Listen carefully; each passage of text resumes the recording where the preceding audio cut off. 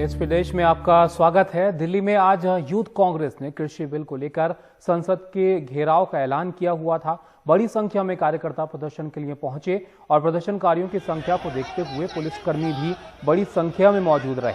कुछ प्रदर्शनकारियों को पुलिस ने पकड़कर जबरदस्ती बस में भी बैठाया। इस पर ज्यादा जानकारी हमारे सहयोगी रवि चंद्रन शुक्ला दे रहे हैं।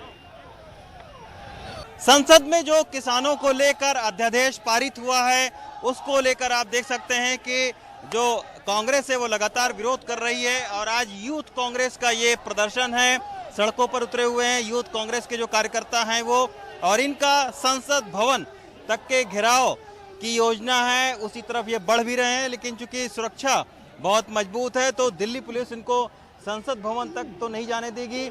लेकिन आप देख सकते हैं कि देश के अलग अलग जगहों से यहाँ पर जो यूथ कांग्रेस के कार्यकर्ता हैं वो यहाँ पर इकट्ठा हुए हैं और उनकी ये डिमांड है कि जो किसानों को लेकर जो 3 अध्यादेश पास हुए हैं उसको तुरंत वापस लिया जाए, क्योंकि कांग्रेस का ये मानना है कि इस अध्यादेश के पास होने से जो किसानों की समर्थन नीति है, जो फसल की समर्थन नीति है, उसको लेकर जो है वो उनको पूरी रकम नहीं मिलेगी। जो किसान मंडियां हैं उनको ख़त्म करके और कॉरपोरेट हाथों में किसानों की फसल को दिया जा रहा है। इस तरीके का जो कांग्रेस का आरोप है वो लगातार बीजेपी पर लग रहा है और यही वजह है कि आप देख सकते हैं कि बड़ी तादाद में जो यूथ कांग्रेस के कार्यकर्ता हैं वो यूथ कांग्रेस के जो प्रेसिडेंट हैं श्रीनिवास बीवी, उनके नेतृत्व में यहाँ पर प्रदर्शन कर रहे हैं।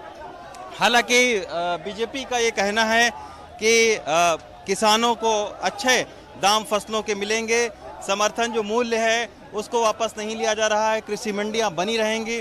लेकिन फिर भी तमाम सारे आपत्तियां जो हैं वो विरोधी पार्टियों की हैं। यही वजह है कि संसद से लेकर सड़क तक इस कानून का विरोध कर रहे हैं और पंजाब हरियाणा में हमने देखा कि बहुत बड़ी तादाद में किसान भी इस अध्यादेश का विरोध कर रहे हैं। तो अब तमाम सारे जो कार्यकर्ता हैं वो यहाँ पर विरोध प्रदर्शन कर रहे हैं और देखना होगा कि आखिर ये संसद भवन का घेराव करते हैं या पुलिस इनको बीच में रोकती है। लेकिन निश्चित तौर पर इन अध्यादेश को लेकर अब इसे किसान विरोधी बताकर जो विरोधी पार्टियां हैं वो बीजेपी के खिलाफ जरूर मोर्चा खोले हुए हैं।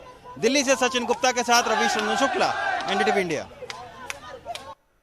किसानों पर जारी सियासत और सियासी चर्चा के बीच किसानों की ही एक खबर मराठवाड़ा से है, जहां छोटे किसानों की मदद के लिए मुंबई के 10वीं स्टैंडर्ड के करीब 50 बच्चे आगे आए। 10 दिनों में करीब 17 लाख रुपए क्राउड फंडिंग से जमा कर इन बच्चों ने 115 किसानों को सब्जी कूलर भेंट किए। महामारी के कठिन दौर में मराठवाड़ा के छोटे किसानों के लिए ये सब्जी कूलर बहुत ही मददगार साबित हो रहे हैं। करीब 1 हफ्ते तक ये अपनी उपज इसमें सुरक्षित स्टोर कर पाते हैं। ये कूलर बिना बिजली के चलते हैं और आईआईटी के पूर्व छात्रों की एक कंपनी ने इनको तैयार किया है। जब बेचने के लिए जाते हैं तो कम दाम में हम लोगों को बेचना पड़ता है, क्योंकि मार्केट में भी बहुत सामान आते हैं तो हम लोग सही रेट नहीं मिलता है हम लोगों को सही रेट। 8 दिन में जो 3 बार हम लेते हैं मार्केट में बेचने के लिए तो हमारा नुकसान हो रहा था। फिलहाल अभी 1500-2000 रुपया उसमें हम लोग और ज़्यादा हमारा कमाई हो रहा है। मार्केट में के रेट से भी हमारा जो 2000 नुकसान हो रहा था, 1500, 1700, 2000 तक नुकसान हो रहा है, अभी वो भरपाई हो रहा है इसी के लिए। तो ये हमारे लिए सबसे बेस्ट अच्छा चीज़ है। 1 हफ्ता के लिए रखने के लिए ये बनाया गया है। तो इसमें हम लोग अभी ये रेडिश यानी कि मूला रखे हैं। तो ये मूला ये कल तोड़ के रखे हैं। इसमें से सुबह थोड़ा वो गांव में बेच के आए हैं। तो जो बाकी जो बच गया है इसको मैंने कल सुबह इसको फिर बेच देंगे। महामारी और मौसम की मार से जूझ रहे किसानों की मदद के लिए बॉम्बे स्कॉटिश स्कूल के 10वीं क्लास में पढ़ने वाले बच्चों ने 10 दिनों में क्राउड फंडिंग के जरिए 17 लाख रुपए जुटाए। 10वीं में पढ़ रहे 15 साल के शनाए नास्ता ने लक्ष्य बनाया 30,000 रुपए जुटाने का, लेकिन fuel a dream online campaign के जरिए इन्होंने 1.5 लाख रुपए इकट्ठा किए और 10 सब्जी कूलर्स किसानों को भेंट किए। ज़रूरतमंदों की मदद करने की हमें भी हमेशा ज़रूरत महसूस होती है, लेकिन ऐसा करने के लिए हमारी उम्र में हमें सही प्लेटफॉर्म नज़र नहीं आता। फ्यूल अ ड्रीम की मदद से हम ये कर पाए। इस महामारी में बहुत बड़ी बात है कि लोग इस तरह हमारी आर्थिक मदद के लिए आगे आए।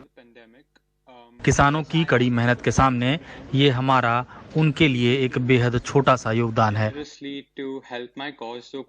सब्जी कूलर एक बहुत ही अलग और यूनिक इनोवेशन है जो IIT बॉम्बे के एक स्टूडेंट्स ने बनाई है।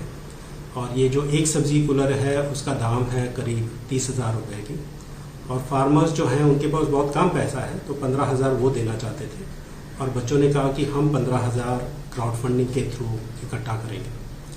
ये जो क्राउड फंडिंग का कैंपेन था, हर बच्चे ने 30,000 की गोल ली थी, तो 50 बच्चे की अप्रॉक्सीमेटली 15 लाख की गोल हुई थी। और 10 दिन में क्राउड फंडिंग के द्वारा फ्यूल ड्रीम पे ये बच्चों ने 17 लाख इकट्ठा किए। इस क्राउड फंडिंग से 115 किसानों को मदद मिली है और किसानों को मदद पहुंचाने की कोशिश जारी है। मुंबई से पूजा भारद्वाज की रिपोर्ट, NDTV इंडिया के लिए। लॉकडाउन की वजह से सभी स्कूल बंद हैं। वैसे तो ऑनलाइन पढ़ाई जारी है, लेकिन उन बेघर बच्चों का क्या जो सड़कों पर रहते हैं। ऐसे में दिल्ली के एक पति पत्नी ने बीड़ा उठाया है। जिन बच्चों के पास मोबाइल या इंटरनेट जैसी सुविधाएं नहीं है, उनके पास जाकर उन्हें पढ़ाया जाए।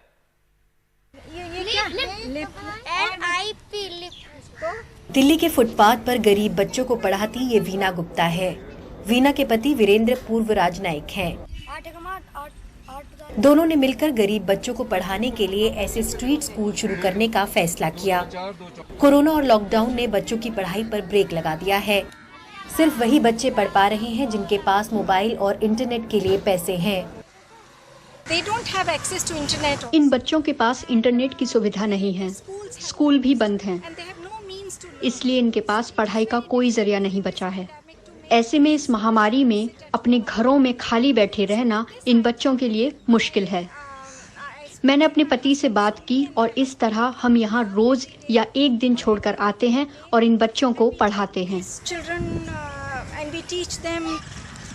दिल्ली के दूर दराज इलाकों में रहने वाले इन बच्चों के माता पिता बेहद गरीब हैं। ये लोग दिहाड़ी करके किसी तरह अपने लिए 2 वक्त की रोटी का इंतजाम कर पाते हैं। ऐसे में बच्चों की पढ़ाई का इंतजाम छोटी बात नहीं है। बच्चे यहाँ मैथ्स, साइंस, इंग्लिश और फिजिकल एजुकेशन तक पढ़ लेते हैं।